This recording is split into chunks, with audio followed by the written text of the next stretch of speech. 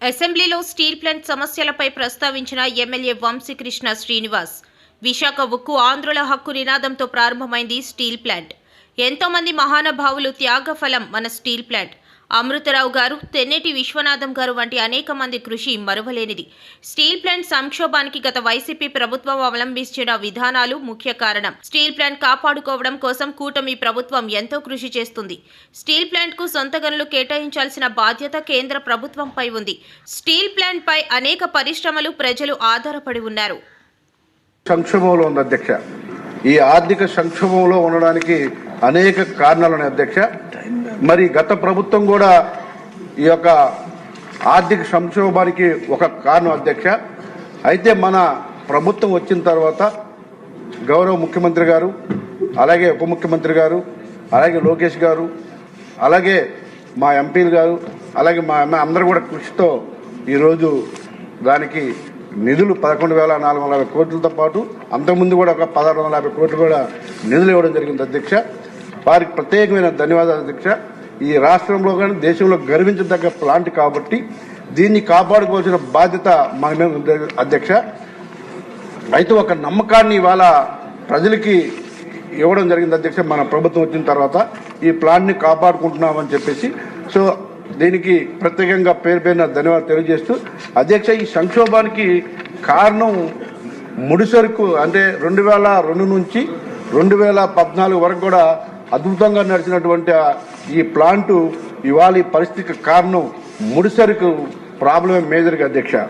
అలాగే ఇవాళ మన రాష్ట్ర ప్రభుత్వం కూడా చాలా సపోర్ట్గా ఉంది. మ్యాగ్నీషియం సపోర్ట్ కానీ, అలాగే కరెంటు సప్లైలో కానీ ఈ వివిధ రూపాల్లో మనం సపోర్ట్ చేస్తున్నప్పటికీ కూడా కేంద్ర ప్రభుత్వం గనులు ఏదైతే ముడిసరుకు ఉందో ఐరన్ ఓర్ మైన్స్, అలాగే కుకింగ్ కోల్ దీంట్లో చాలా ప్రాధాన్యత ఉంది అధ్యక్ష.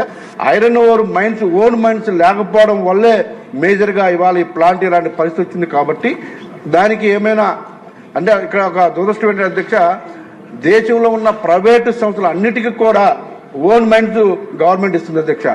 గవర్నమెంట్ అండర్లో నడుస్తున్నటువంటి ఈ ప్లాంట్కి ఓన్ మైన్స్ లేకపోవడం చాలా దురదృష్టకరం అధ్యక్ష. దానికి ఏమైనా మనం చర్యలు తీసుకుంటున్నామా, దాన్ని కాపాడుకునే పరిస్థితులు ఉన్నాయని చెప్పేసి మీ ద్వారా మంత్రిగా నడుతున్న అధ్యక్ష. ఇవాళ ఈ ప్లాంటు కాపాడుకుంటే దేశంలో ఉన్నటువంటి సంపదల్లో ఇది ఒక అత్యంతమైన మేజర్ అధ్యక్ష. ఈ ప్లాంట్తో పాటు విశాఖపట్నంలో ఉన్న పోర్టులు, 2 పోర్టులు, అలాగే ఆ చుట్టుపక్కల ఉంటే ఎన్నో చిన్న చిన్న ఇండస్ట్రీస్ కూడా ఆధారపడిన అధ్యక్ష. దాని మీద కార్మికులు కానీ, అలాగే విశాఖపట్నం ప్రజలు రాష్ట్రంలో ఎదురు చూస్తున్నారు అధ్యక్ష.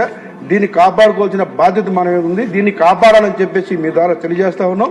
ప్రత్యేకించి మనం వచ్చిన నిధులతో ఒక నమ్మకం మన ప్రభుత్వం వచ్చింది కాబట్టి రానున్న రోజుల్లో కూడా దీనికి ఓన్ మైన్స్ కేటాయించి దీన్ని బతికించాలని చెప్పేసి మీ ద్వారా మంత్రి గారికి సార్ ఈ మంత్ ఎండ్కి ప్రభుత్వం ఉద్యోగాలు ఇవ్వకపోయినా కనీసం నిరుద్యోగ భృతి అయినా ఇవ్వరు. ఏఐవైఎఫ్ ఆధ్వర్యంలో శ్రీకాకుళం నగరంలో ధర్నా నిర్వహించారు. ఈ సందర్భంగా ఏఐవైఎఫ్ నాయకులు మాట్లాడుతూ కూటమి ప్రభుత్వం ఎన్నికల్లో నిరుద్యోగ భృతి ఇస్తామని హామీ ఇచ్చిందని, కానీ నేటి వరకు ఒక్క నిరుద్యోగ యువకునికి పైసా కూడా ఇవ్వలేదన్నారు. 3,000 రూపాయలు భృతి చెల్లించాలంటూ ఏఐవైఎఫ్ జిల్లా ప్రధాన కార్యదర్శి శ్రీనివాసరావు డిమాండ్ చేశారు. విద్యాశాఖ మంత్రి వేల డిఎస్సి పోస్టులు అంటున్నారే తప్ప ఎక్కడా ఒక్క పోస్టు కూడా తీయలేదని మండిపడ్డారు. మెగా డిఎస్సి ప్రకటించాలని, నిరుద్యోగ భృతిని చెల్లించాలని అన్నారు. ప్రభుత్వం స్పందించకపోతే సీఎం ఇంటి ముట్టడికి కూడా వెనకాడబోమని హెచ్చరించారు.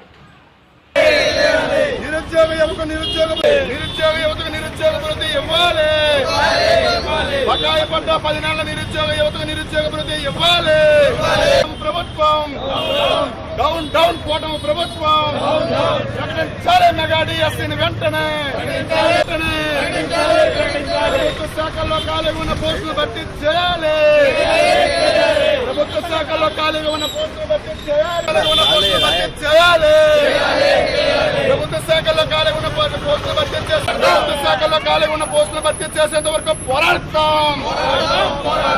అత్యవసర నిధులు చాలు. శాఖల్లో ఖాళీగా ఉన్న పోస్టులను భర్తీ చేయాలి.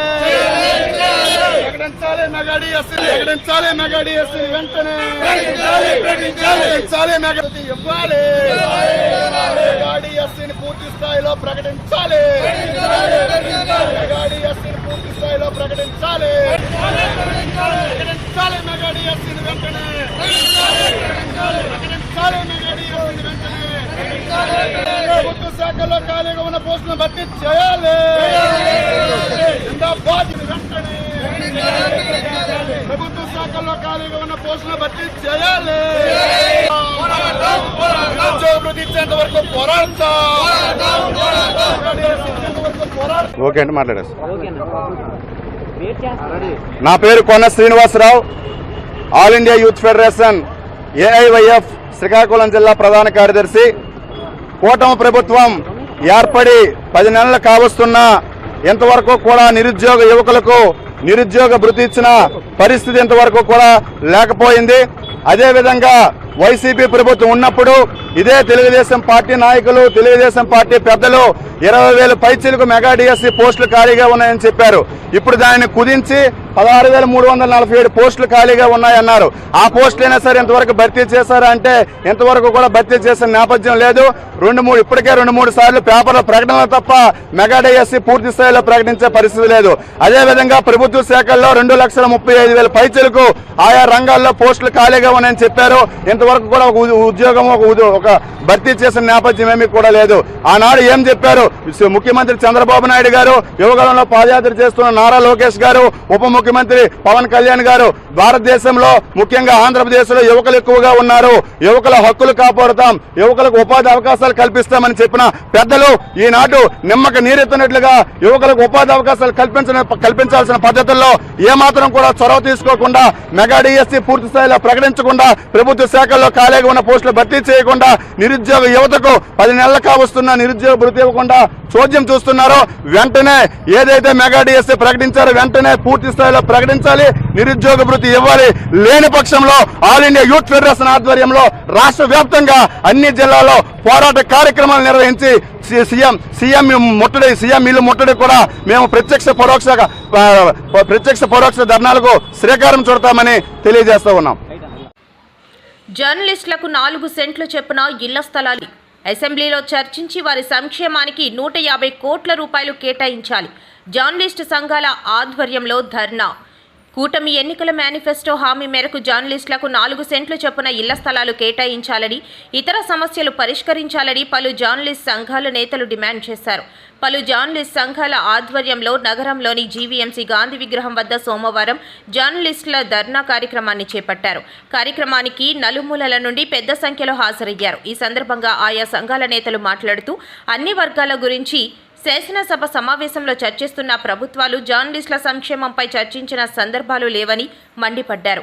తక్షణమే వారి సమస్యలపై ప్రస్తుత శాసనసభ సమావేశాల్లో చర్చించి వారి సంక్షేమానికి బడ్జెట్లో 150 కోట్ల రూపాయలు కేటాయించాలని డిమాండ్ చేశారు. ఇతర రాష్ట్రాలలో మాదిరిగా జర్నలిస్టులకు 10,000 రూపాయల చొప్పున పెన్షన్ సదుపాయం కల్పించాలని, ప్రమాద బీమా పథకాన్ని పునరుద్ధరించాలన్నారు. మనకు హామీ ఇవ్వడం జరిగింది. హామీ ఇవ్వడమే కాకుండా వారి యొక్క ఎన్నికల మేనిఫెస్టోలో జర్నలిస్టులకు ఇళ్ల స్థలాలు ఇస్తాం ఉచితంగా అనే విషయాన్ని కూడా చెప్పడం జరిగింది. వారు ఇచ్చిన హామీ మేరకు, ఎన్నికల మేనిఫెస్టో హామీ మేరకు జర్నలిస్టులందరికీ 4 సెంట్లు చెప్పిన ఉచితంగా ఇళ్ల స్థలాలు కేటాయించాలని డిమాండ్ చేస్తూ, ఇతర సమస్యలు కూడా పరిష్కరించాలని చెప్పి డిమాండ్ చేస్తూ పలు జర్నలిస్టు సంఘాల ఆధ్వర్యంలో ఈ ధర్నా కార్యక్రమాన్ని చేపట్టాం. ఒక ఇళ్ల స్థలాలే కాకుండా ఇతర రాష్ట్రాల్లో జర్నలిస్టులకి 10,000 నుంచి 15,000 వరకు ఆయా రాష్ట్ర ప్రభుత్వాలు పెన్షన్ సదుపాయం కల్పిస్తుంది. అదే మాదిరిగా కూటమి ప్రభుత్వం కూడా 10,000కు తగ్గకుండా జర్నలిస్టులకు పెన్షన్ సదుపాయం కల్పించాలని చెప్పి జర్నలిస్టు సంఘాలుగా మేము డిమాండ్ చేస్తున్నాం. జర్నలిస్టుల మీద పదే దాడులు, అవమానాలు, తప్పుడు కేసులు కూడా నమోదవుతున్నాయి. వాటి నివారణ కోసం హై పవర్ కమిటీలు కూడా ఏర్పాటు చేయాలని చెప్పి జర్నలిస్ట్ సంఘాల తరఫున మేము కోరుతున్నాం. రాష్ట్ర అసెంబ్లీలో అన్ని వర్గాలకు సంబంధించి చర్చ జరుగుతూ ఉంటుంది. ప్రత్యేకంగా జర్నలిస్ట్ సంబంధించి ఏ రోజున ఏ ప్రభుత్వం కూడా అసెంబ్లీలో చర్చించిన సందర్భాలు లేవు. అందువల్ల ప్రస్తుతం రాష్ట్ర అమరావతిలో జరుగుతున్నటువంటి అసెంబ్లీ సమావేశాల్లో జర్నలిస్టుల కోసం ప్రత్యేకంగా చర్చించాలని, రాష్ట్ర బడ్జెట్లో జర్నలిస్టుల సంక్షేమం కోసం 150 కోట్లు కేటాయించాలని చెప్పి జర్నలిస్టులుగా మేము డిమాండ్ చేస్తున్నాం. పెండింగ్లు ఉన్న జర్నలిస్టుల సమస్యలపై పరిష్కరించాలని, తక్షణమే పరిష్కరించాలని నిరసన చేస్తూ ఈరోజు ఎలక్షన్ల ముందు కూటమి ప్రభుత్వం ఏం చెప్పిందో మనకందరూ తెలిసిందే. 2 రకాలుగా చెప్పారు. ఒకటి, ఈ వాలంటీర్లు ఏం చేస్తారు, అసలు ఈ వాలంటీర్ వ్యవస్థ అవసరమా, లేదా వాలంటీర్కి 5,000 రూపాయలు చేసే ఉద్యోగమా అని చెప్తూ చివరికి వచ్చేసరికి ఇదే వాలంటీర్ వ్యవస్థ మేము కంటిన్యూ చేస్తాము, 5,000 ఏంది 10,000 రూపాయలు మేము ఇస్తామనేసి కూటమి ప్రభుత్వం చెప్పడం జరిగింది. సో అందులో భాగంగానే ఈరోజు శాసన మండలిలో ఈ వాలంటీర్ల గురించి, వాళ్ళ జీతాల గురించి, ఆ వ్యవస్థ గురించి అడగడం జరిగింది. మంత్రి గారు చెప్తూ వాలంటీర్ వ్యవస్థే లేదు, వాలంటీర్లు ఎవరు పనిచేయడం లేదు అనేసి ఒక చిన్న సింపుల్ గా ఒక మాటలో 2,56,000 ఉద్యోగం చేసే వ్యక్తులను అట్లా ఒక మాటలో తీసి పాడేయడం జరిగింది. మాకు చాలా ఆశ్చర్యం అనిపించింది. ఎందుకంటే గత ఆగస్టు నాటికే వాలంటీర్ లేకపోతే మీ ప్రభుత్వం వచ్చే నాటికి వాలంటీర్ సచివాలయంకు, ఇదే వాలంటీర్లు సచివాలయంకు రావడం జరుగుతుంది. ఇందులో భాగంగానే ఎన్టీఆర్ డిస్టిక్ లో వరదలు వచ్చినప్పుడు ఇదే ప్రభుత్వం 7వ తారీఖు 9వ నెల 2024 మెమో నంబర్ 254493 ప్రకారం all the ward secretaries, employees, volunteers, supervisory officers and special officers drafted enumeration work shall attend the work with utmost care and responsibility. Any deviation from the guidance given here while conducting enumeration will be viewed seriously అని చెప్పి ఒక memo ఇవ్వడం జరిగింది. అంటే వీళ్ళు ఒక government order ఇచ్చేటప్పుడు వాళ్ళు ఏం చేస్తున్నారో కూడా తెలియకుండా వ్యవస్థే లేదన్నారు, ఇక్కడేమో వాలంటీర్స్ వాడుకోమని చెప్పారు. అంటే వ్యవస్థ ఉందా లేదా, అది మెమో తప్ప. ఇదే వాలంటీర్లు పనిచేయకపోతే వాళ్ళ మీద సీరియస్ యాక్షన్ తీసుకుంటామని కూడా చెప్పారు. ఇంత ఎవిడెన్స్ గా ఆన్ పేపర్ ఇస్తూ సభా సాక్షిగా వాలంటీర్ వ్యవస్థ లేదని చెప్పడం అసలు మాకు చాలా ఆశ్చర్యం అనిపించింది. సో ఇందులో భాగంగానే మేము మంత్రి గారిని అడగడం జరిగింది. వాలంటీర్ వ్యవస్థ లేకపోతే నవంబర్ నాటికి సిఎఫ్ఎంఎస్ ఐడీస్ ఎందుకున్నాయి సార్? అప్పుడే తీసేయచ్చు కదా. 2,56,000 మంది వాలంటీర్ సిఎఫ్ఎంఎస్ ఐడీలు ఎందుకున్నాయి? ఆయన చెప్తారు వ్యవస్థ లేదు, రాజీనామా చేస్తారు, అందుకనేసి వైసీపీ ప్రభుత్వం రెన్యువల్ చేయలేదు అనేసి.